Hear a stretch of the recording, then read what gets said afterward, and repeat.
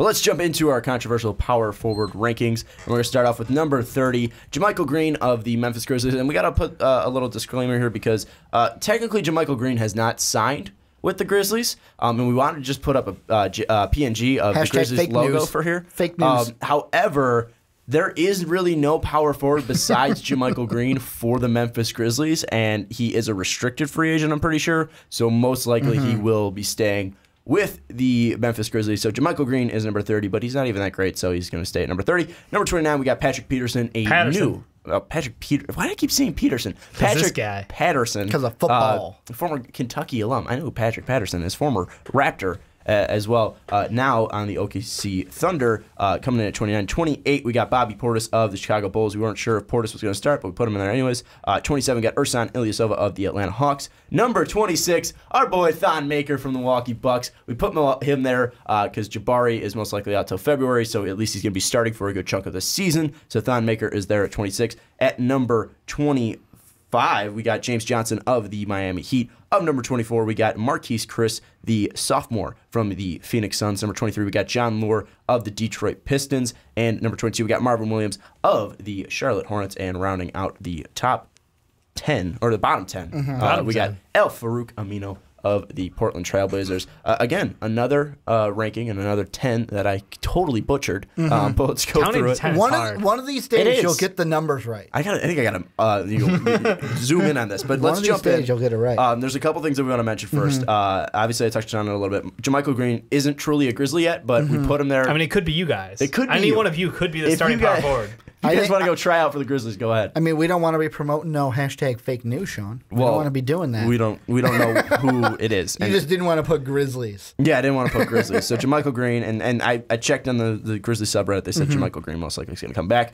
So thank you to them. Thon Maker, again, Jabari Parker is going to be the starter at some point, but he's out until February, so he's going to miss most of the season. So we're going to put in our boy Thon in. And he just missed the Zach LaVine rule. And then John Lure as well. He's starting for the Pistons. It should be Tobias Harris. However, we put Tobias Harris at the small forward position. It's arguable because people think Stanley Johnson should start. I think he's still trash. So the argument is there. He is 21 years old and plays decent defense. He started one game, okay? But why do you think I said he's 21 years old. I didn't say anything about starting, Dave. Don't be a YouTube commenter. Devin Booker much. Like, doesn't matter how old you are. You can be a starter. Get out of here. I'm just saying.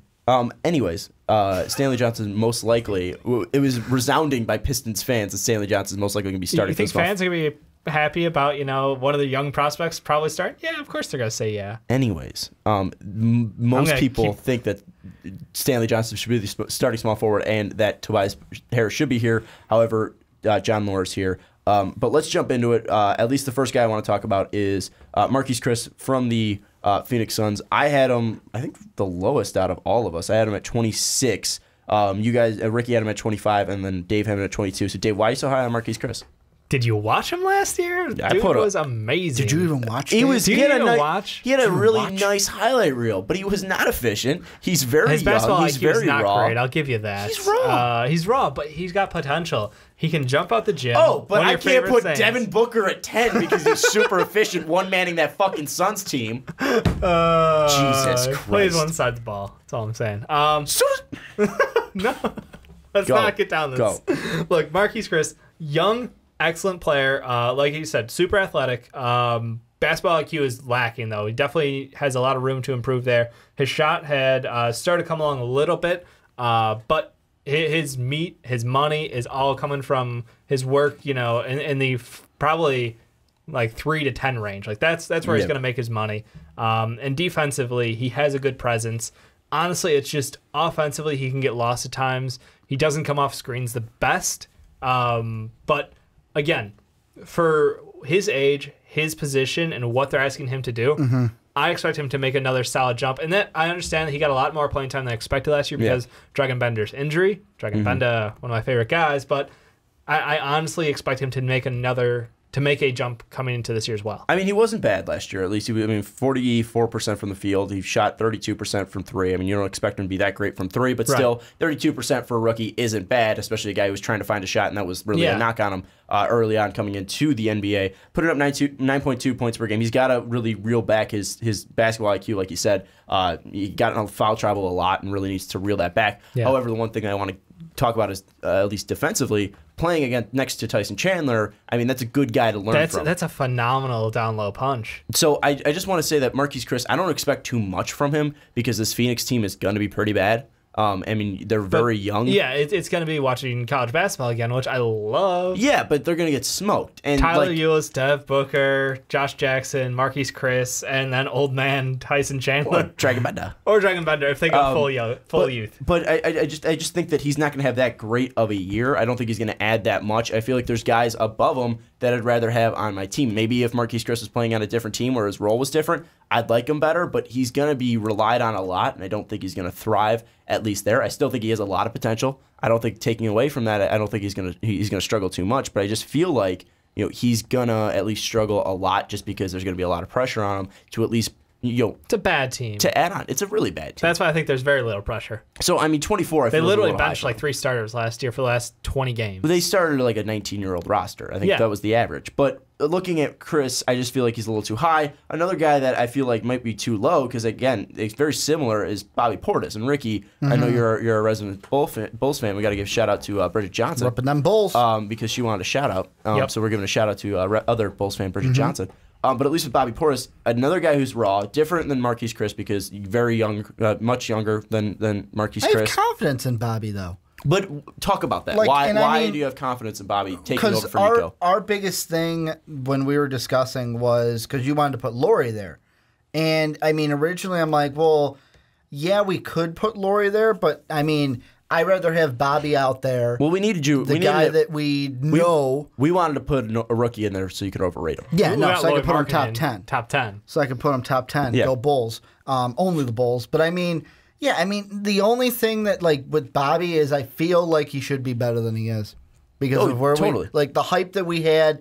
Not like at 22, you don't have, like, as much hype as, like, a top 5. But we've very confident in Bobby. And when I say we, I mean the people who drafted him were very high on Bobby Portis coming in. That's exactly. He was part of the table, man. I wasn't saying I was a part of it. That's why the Bulls suck so much. It's because Tinfoil Ricky's there. No, I was saying that when we drafted Bobby, I was like, let's see how this goes. And I expected him to progress a little bit better to this point. He did take a step up. I mean, going from 42% from the field. I mean, he played less minutes. His percentage got better. He did start a few more games. I did like the flashes. He was around the middle. He was around middle of the pack at least when it comes to per. And the thing I liked best was the 3-point game because especially at the 4 with how we see stretch 4s, we know Fred Hoiberg, much like Boston, he really likes shooters in his offense. Seeing although it was just up to 33%, with the uptick in 3s and the better percentage, I want to see more of that. Well, and I think another thing that Bobby Portis, people got to mention, is that he had really nice playoffs. I mean, he was efficient from the field. He was grabbing boards, which wasn't hard to do when you're playing against the Celtics. He also had phenomenal Rondo, kind of just feeding him. Yeah, I'd say game 1. Feeding him. Honestly, outside of that, he wasn't good. He had 19 points and 9 boards in game 1. Well, what I was saying, I was just trying to make a joke because he was grabbing 6 boards a game in the postseason just because he was playing against the Celtics. Yeah, I'd say you get free rebounds there. But I mean, Bobby Portis is still the same guy he was his rookie year. Wildly inconsistent and honestly doesn't deserve to be a starter. Just flat out honesty. Well, who would you rather have starting then if you're the Bulls? I would. Do you want Laurie there? I almost want to say just finish re-signing Nico. Really? Between Nico and Bobby, like superpowers unite, they can make a whole starting power forward. Especially if it's April. You can't start both of them at the same time. Especially, no, you can't. Especially Nico in April. Nico, you get him rolling with the April showers. I was gonna say, like, from 3. From mid-February on, like Bobby Portis was putting up like 10.5 and 6.5 on like almost 50% from the field, and still 31% from 3. Like that's good numbers. But again, that's when he activates. Like he knows when the end of the season's coming. And then he starts to play with talent. Yeah. Up to that point in the season, he is just incredibly frustrating to watch. And that was the same thing with Nico. They trade off. Like, one of them looks like an NBA player, one of them doesn't. And then they'll just trade back and forth. Well, Nico has flashes of a fantastic stretch 4. I mean, he just can't ever take the pick and roll game. No, he's weak. Yeah, anytime he's a weak guy where Bobby Portis is literally just lean, mean fighting machine. Right. So, I mean, they have a nice mix. Like you said, if you combine them together, you got a starting power forward. But, absolutely. But I don't think any of their games are going to progress. I think Laurie is the guy he's the betweener. Like, he's got a phenomenal outside shot. But do you want to start him? I almost want to because I I completely undervalue Bobby Portis probably for Bulls fans. Like, I am a Bulls fan, and I'm even saying, like, I don't want him to start. But we're a bad team. We should continue tanking. We should go for that number 1 pick. I would put Markkanen in. Ricky, do you agree with that? I mean, with me, the way I look at it is I want starting the season, Bobby as the power forward to start, but eventually I want Lauri to take over that spot. There's a reason we drafted him. Have to find out. The problem is you have to find out what Bobby's value is. Is he worth re-signing? That's the question. It's like, is he worth our money again? Are we going to let him walk? Are we going to trade him? What are we doing with his future? They have to decide now so they don't end up in another situation where they're stuck in a shitty contract. And with Mirotic, if they re-sign him, should he start? Yeah. Okay. I mean, that one just is a closed book for me. At least one thing I want to mention with these guys is, out of all these guys, do you think any of these players can really take a step up? Like, do you think that Al-Farouq Amino is going to jump into the top 20? The one John guy, Moore is going to step into the top 20. The one guy I want to mention, and the reason why I'm mentioning him is I was doing the math, redoing myself. I fucked up a little bit. James Johnson is 23. Lure and Chris were supposed to be knocked down 1. Okay. So instead of Lure, Chris, thanks, Ricky. Johnson, I look like an idiot. Johnson, Quality Chris. math. No, I'm the idiot. I can't do math. But Johnson's the guy that is the answer to my question there, or the answer to your question there, because he's a guy we were talking about before we hit record, where it's like, wow, he started only 5 games for the Heat last played season. 27 minutes. But it's like, damn, he played most of the game, played 27 minutes. He's the starter at power forward for the Heat. So I expect it to be, But do you expect growth out of a 30-year-old power forward? I'm not saying growth. I'm just saying enough to, because he's at 23, I could see him having a good season and being in the top 20, even if that's 20 or 19 next season. This was his best season in the NBA, so... I mean, hey, the maybe could drop right. off, could go up. I mean, maybe the Heat was just the right fit. And we really didn't see them take off until the second half of the season. So if we get a full season of what Miami brought, and Waiters County was there. Hey, Waiters and T. Ross. Until next season. That's going back to Wade County. Ross. Terrence Ross. He's I'm on sorry, Magic. My bad. Jackass. My bad. Completely wrong. But with that, I just maybe James Johnson can take a step up because with the second half that we saw from Miami, maybe they can take a step up. The guy that I want to bring up, and it's not a joke, is Thon Maker. Because Thon Maker is going to get a chance to start. The shot taker, as Dave likes to say. Thon Maker, the guy who had Shot 10 fouls in a fucking summer league game. That was the awesome. shot taker, the guy who was pretty decent this year, who shut our mouths. I don't know about shut our mouths. We gave him way too much crap. We gave him a lot. But at least with Thon Maker, Yep. I mean, he does have the chance to start. I don't think he's going to take over that starting job over once Jabari. Jabari's without a healthy, doubt. he's back. I think Jabari, we had him probably in our top 10 or near top 10 if he was healthy. Yeah. But we made the decision to pull him. So at least with Thon Thon Maker. just moves over to the 5 then, because Greg Monroe's slow. How much do you take in the fact that Thon Maker might be decent this year? Does he have a chance to be decent at starting? He does. He's got a lot of time. I mean, the big concern is, how's the ball going to move in that offense? What is there? Giannis. That's the problem. Is it's Giannis, so Giannis is the center of their offense. We get that. What's the one fact you like to bring up about Giannis? His team's worse with him on the court. Or it's better with him off the court, too. Same difference. That's the same thing. Yeah. But yeah, I know what I said. I get that, but killing me over here. That's like saying it's dark when the light switch is off. I was expecting him, me and Dave know each other, with the mind meld. I was expecting him to say what I was thinking. Yeah, I was expecting it. What? Because the way I said it was how I was thinking it in my head. I didn't This is expect a him to rough say the other way. podcast. Thon Maker going to be decent.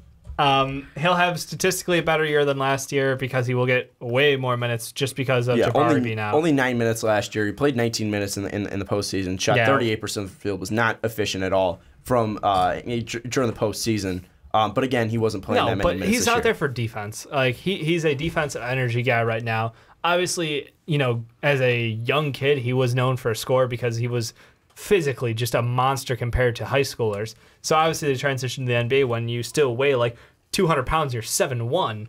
I'm sorry, 216 and you're 7'1". That's ridiculous. You're nothing. You need to put on that body mass. You need to get into basketball shape, and that happens year 2, year 3. So I think he will grow into his body, and weirdly could get taller. And I don't think he's going to get taller, but I mean, one thing, if you do extrapolate it's only 19. If you extrapolate 20, I'm sorry, it's only 20. If you extrapolate his minutes to 36, which I mean, he's not going to play 36 minutes, but still a guy that's shooting 49% or 45% from the field, 37% from three, grabbing 7 boards, and blocking 1.7 shots per game and putting up 15 points. I mean, that's a really fucking good power forward. It's pretty decent. I mean, I don't think it's going to happen because, I mean, obviously he's getting less minutes, playing against starters. Do you think he's going to get bullied by bigger...